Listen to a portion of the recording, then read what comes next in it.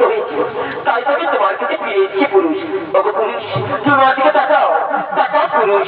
শোনো পুরুষ, আমি তোমাকে বিবাহ করার বাসনা নিয়ে হাতে নিয়ে এসেছি বরমাল। এই বরমালটা তোমার গলায় পরিধান করে তুমি আমার করো বিবাহ। না নাই না, তাকাও পুরুষ, ওইদিকে সম্পর্ক হয়ে যাবে। তুমি ওইদিকে তাকিয়ে দেখো না, বর্গ কুটিয়ে রয়েছে আমার বিবাহিত